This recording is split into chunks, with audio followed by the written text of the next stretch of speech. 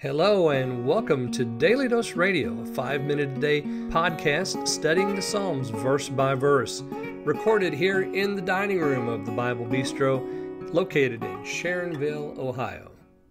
Hey there, friend. Welcome back to Daily Dose Radio here in the Bible Bistro. Welcome today as we look at Psalm 78, verses 15 through 20.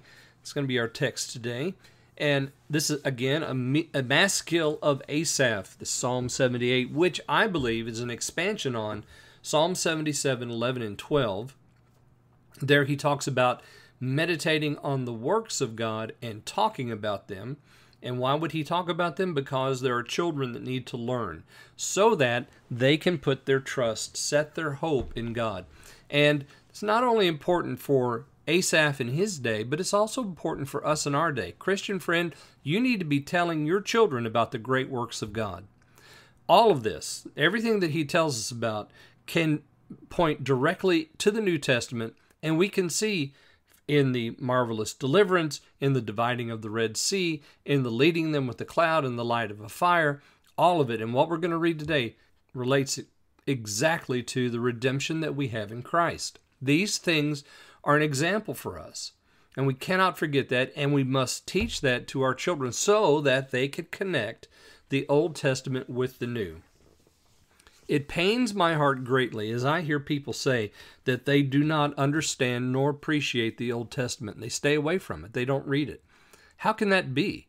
We must have the Old Testament to understand the New, and especially the book of the Psalms. It is essential for us to understand the New Testament because there's so much in the Psalms in the New Testament.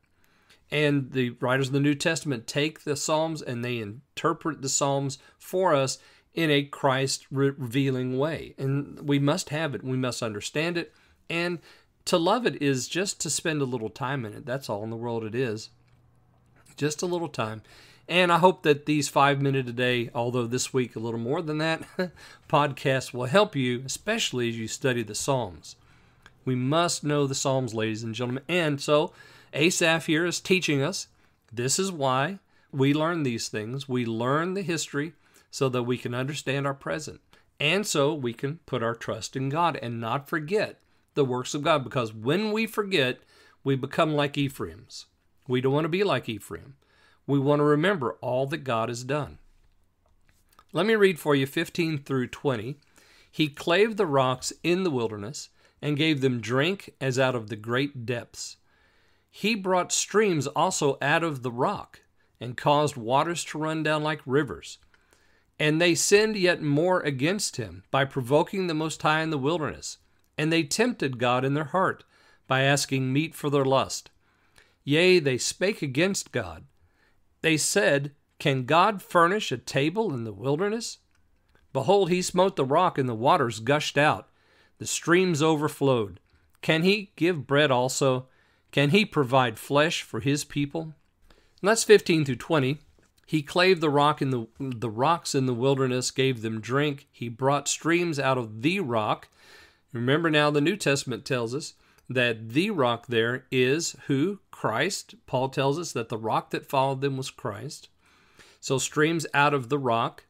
And then you'll notice again, the rock is mentioned again. Where was that? There in 20. He smote the rock. Remember, Christ was smitten on the cross. He smote the rock and waters gushed forth. So the waters gushing out, the streams overflowed. Christ was smitten on the cross, and the blood and the water gushed out, and the streams overflowed. He purchased redemption for his people with the rock of Christ. Can he give bread also, he asked the question. And I don't want to pass this by too quickly. Is Exodus chapter 17, we find the story of the rock and the water. In Numbers chapter 11, we find the story of the temptation. They tempted God in their hearts, asking meat. That was a story of the quails there in Numbers 11. And I love this question here in 19. This question is one that I use this all the time because I think it's a question that is relevant not only for Asaph's generation, but for ours as well. Can God furnish a table in the wilderness? And If you're listening to Daily Dose Radio over YouTube, you'll notice that my thumbnail image for this particular study is the picture of a table, and I asked that question in the thumbnail. Can God furnish a table in the wilderness? Can He? Can He provide a table in your wilderness and furnish it with all the things that you need? Water and meat and all the rest, water and food and shelter. Can He do that? Provision, see, is doubted by the people of God.